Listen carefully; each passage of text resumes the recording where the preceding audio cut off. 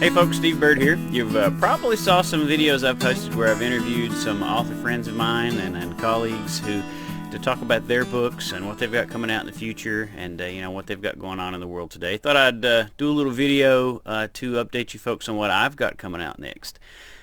It's a little bit different, a little bit, than my other works, but also there's a lot of similarities. Let me explain. So, if you've read my other books, you'll notice that most of them, with the exception of Erebus, which is a sci-fi, like a hard sci-fi, post-apoc, the rest of them are post-apocalyptic in the sense of, that totally unrealistic scenario, like a politically driven, organized collapse. That would never happen, right? No, that's totally ridiculous. But anyway, that's where most of my books kind of fell into the post-apoc world, and the Society Lost series in particular, you probably noticed a certain theme or vibe, a certain feeling, and that was it was kind of similar to a Western. The Jesse character was kind of that displaced Western hero that had to deal with tragedy and loss while trying to do the right thing in a lawless world, and this is kind of the Western, kind of theme. And then technology-wise, the things they had available to them also kind of harkens back to the days of the Wild West. People today, they think about an apocalypse as being a scenario where their air conditioning doesn't work and they can't stream Netflix and eat Cheetos all day while laying on the couch. That's not really what the rest of human history would have considered a hardship. That was, every day, forever. They never had that stuff. And, especially something like air conditioning and streaming video, that's something that this entire human history has not had until now. We can live with that, believe it or not. But so you strip off of all of our the last 100 years of modern advancement, and where do you end up? You end up basically where the folks in the Wild West were.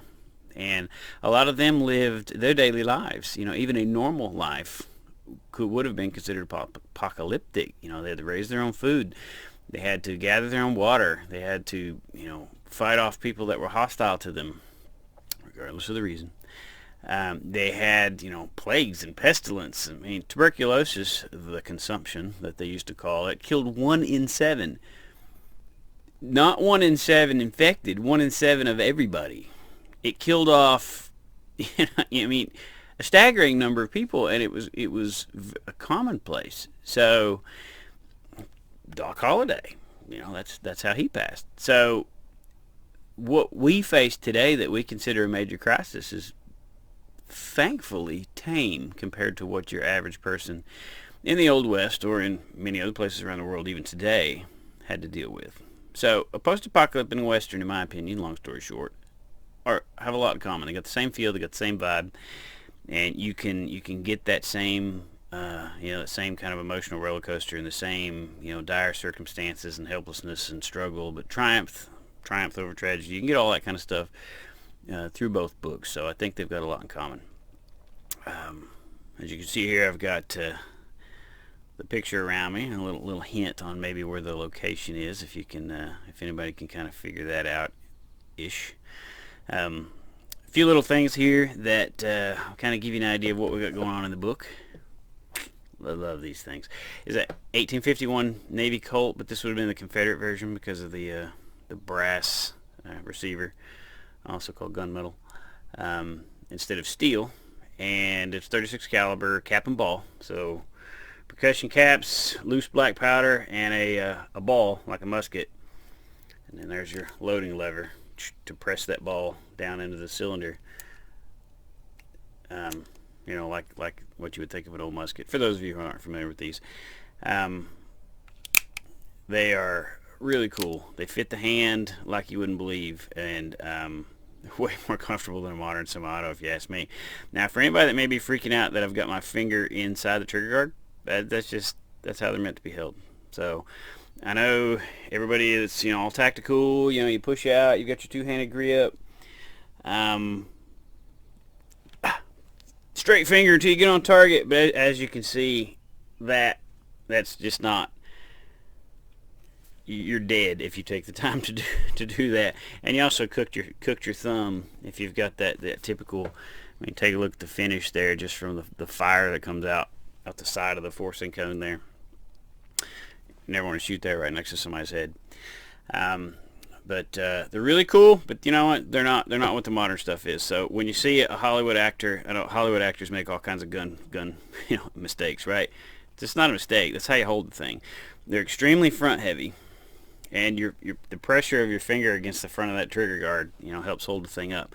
When you relax your grip to reach up for the hammer to cock it, if your finger wasn't in there, it would just about fall out of your hand, So that's how they're meant to be. It's single action, so when the hammer's not back, I can sit there and stab the trigger all day long. Nothing can happen. But if you're decocking, half cocking, whatever, you need to be able to access the trigger. So, not a big deal. That's how these are meant to be shot. Another thing you might see in the book. Now, also, this is cap and ball. The era that the book is based on, you're more than likely going to see a conversion where they've just swapped out the cylinder.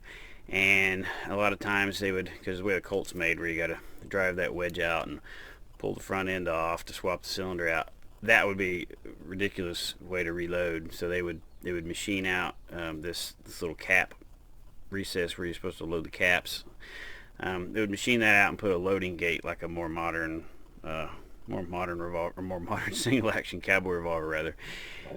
And they would shoot 38s. This is technically a 36. A 38's not really a 38. It's a farce. It's a 358 bore, same as this. So a 38 Colt is what they would have been in the day.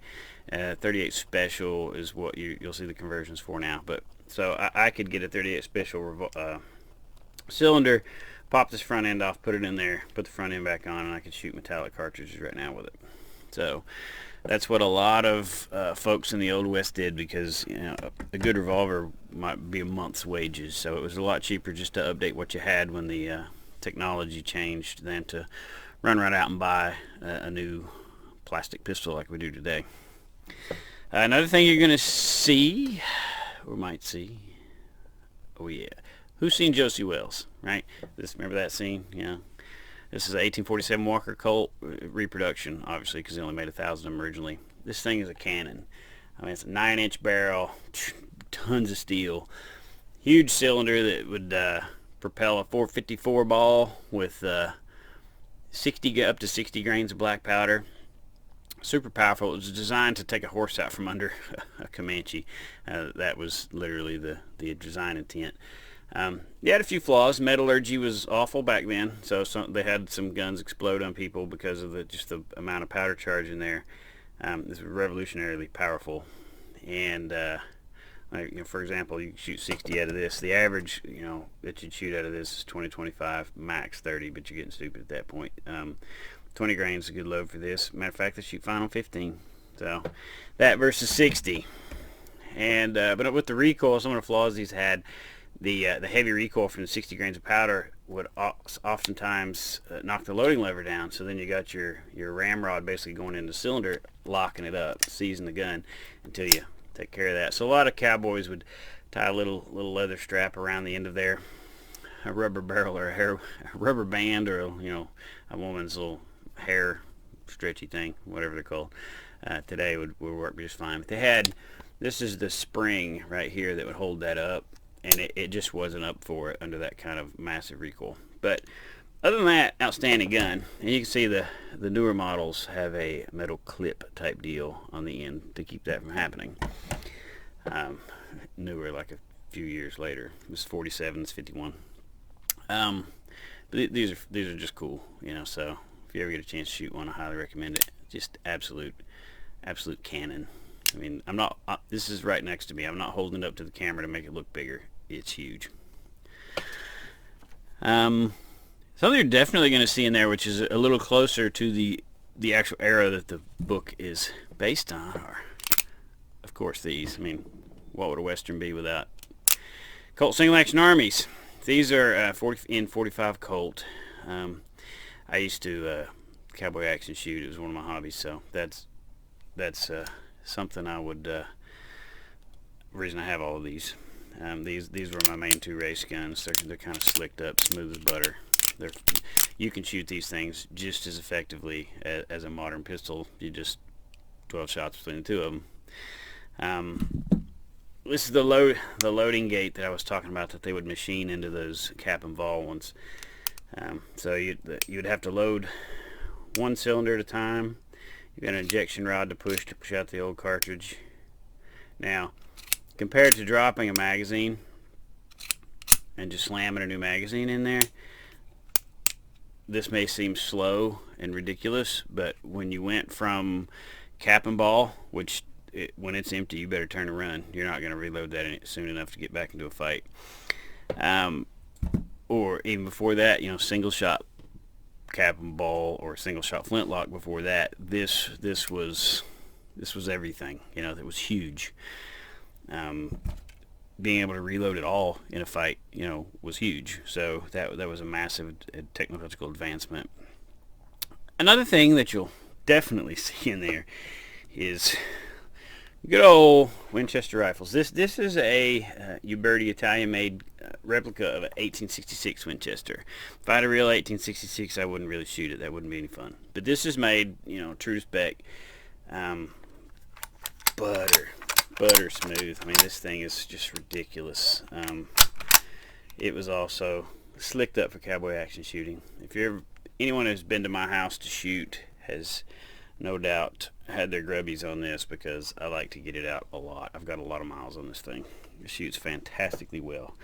And most of those old lever action rifles shot pistol cartridges, for several reasons. One of which, if you're a cowboy on the trail or just living out of your saddlebags, you didn't have a place to store a lot of stuff. You couldn't have a whole lot of extra things, so having a rifle and a pistol that shot the same cartridge was a huge plus. And a 45 Colt out of a 5.5-inch barrel versus a 45 Colt out of a 24-inch barrel are two totally different things. I mean, the extra velocity you gain and long range actually, and the performance that you gain out of that long barrel is huge. So it was okay that it was a pistol cartridge, and also it gave them capacity. Man, that's like 14 plus 1.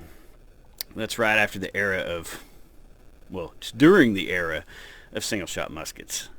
That was an upgrade to the original, what they called Henry rifle, not to be associated at all with the company that calls themselves Henry today, but the Henry rifle was the 1860 model version of that.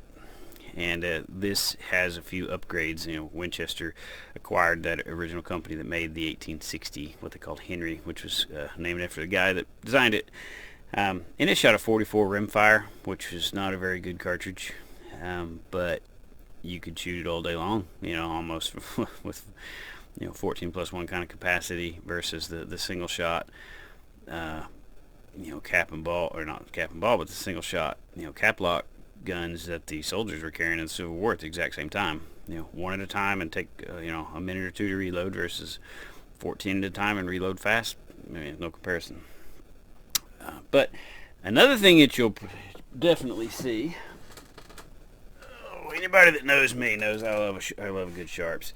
I got this one from Mike Venturino, acclaimed gun writer that lives out in Montana. This came from his collection. These are lever actions for people that aren't familiar with them. The trigger guard pays double duty.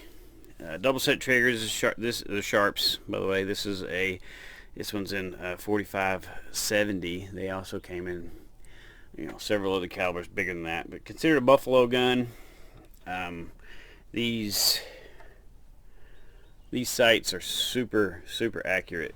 When I first shot a sharps, it was at Mike's place in Livingston, Montana, a real cowboy town. We were shooting sharps at 300 or so yards, hitting really small steel plates with just those iron sights, and just once you had them dialed in, you were just making it ring over and over again, and that was really impressive to me.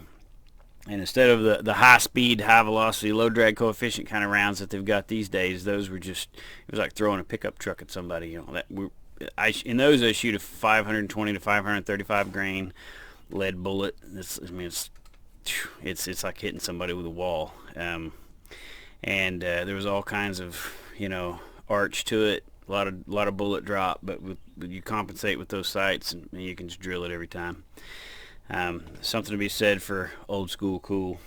Another thing that you're liable to see are a lot of guns that look like this on the end. That's effectiveness right there. This one was made in 1913, so it's a little too new for the book, but that style would still be prevalent, but with the external hammers instead of the cock it when you break it open kind of hammers. I'm going to have to write an old codger into the book just to give this thing a cameo appearance. This almost looks like a Hollywood movie prop, but it's legit. I got it from relatives in eastern Kentucky, and I have no idea what it is other than the fact that it's a 12-gauge shotgun. There's no writing, no serial numbers. There doesn't appear to be anything that's ever been rubbed off of it. It's like it was never there. These are not racing stripes. This is where some old cloth tape like this, I mean, it's cloth, it's not plastic, used to hold this on, because that's really the only thing holding it on. The sling, I'm pretty sure, is old leather suspenders. It's got some holes in it for an adjustment buckle, but it's obviously way too thin and too small to be a belt. The stock, as you can see, is homemade. It's kind of hand carved and taped on. And the recoil pad is the bottom of an old boot.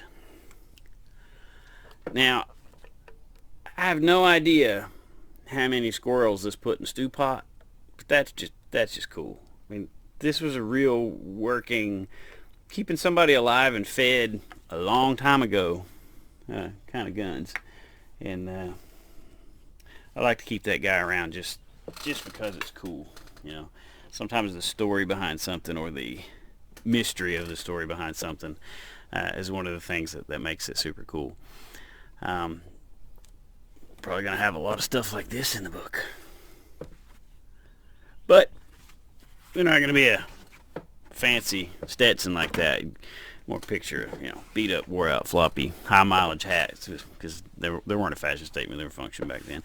I wear cowboy hats around the farm all the time, for functional purposes. I wear the felt type in the winter because they keep your head warm, and the straw type in the summer. You know, you'd be amazed at not just the shade you get, the sun protection, but if it's just windy, just tilt your head into the wind, you block the wind. If it's raining, snowing, they are definitely a highly functional thing, and not just a fashion statement for country western music aficionados. So, the setting of the book, I'll go ahead and tell you that. It starts off in Briscoe County, Texas in 1893, specifically Silverton, which is the county seat. The town was officially established early. It was established earlier than that, but it was incorporated, kind of officially put together in 1892. The book takes place in spring of 1893. That's when Amarillo was a new town. You still had the cattle trails. There was a lot of stuff going on, and railroads were just coming through. A lot of stuff going on at the time, and it's a fantastic setting for a story. And I'm having a real good time with it. I'm being as hardcore as I can about researching, you know, facts and actual places. You know, I try to make in my books, even a book that I could make up a town and you would know it from the Old West. And chances are there's a bunch of towns that existed that went away that we don't have records on, that we don't even know if they existed or not. But I'm trying to keep things as factual as possible, so that no matter what your level of Texas history or the Oklahoma territory or the New Mexico territory, because New Mexico wasn't a state yet, no matter what your working knowledge of history is with that, I'm trying to make it so that you're not going to have to wave the Hollywood BS flag on me. I think it's important to be as accurate and correct at things like that as you can. So that's what I've got cooking. I'm sorry it's taken so long, but those of you who follow me on social media know that for the last several months I've been doing a big off-grid solar project on the back of the property, and we've had a lot of stuff going on, and it's been a very interesting time for all of us. So thanks for watching. Thanks for listening. Thanks for reading. I hope you enjoy my past work. I hope you enjoy this upcoming work, and I will keep you posted. If you have any specific questions, leave them in the comment section of this video, and I will get back to you as quick as I can. But again, thanks a lot for watching. Thanks a lot for reading. Stay safe out there. Most importantly, think for yourself. Don't even go by my opinions. Go think for yourself. Reason. Don't look at a headline. Don't read an article and totally form your worldview based on what some reporter is trying to tell you to think, or what some politician is telling some reporter to tell you to think. Think for yourself. Look around in the real world, not just on the internet and not just on the TV, but in the real world you see every day. What real things are happening, and form your own opinions. So again, thanks for watching. Thanks for reading, and we'll talk to you again soon. Y'all have a great day. Stay safe.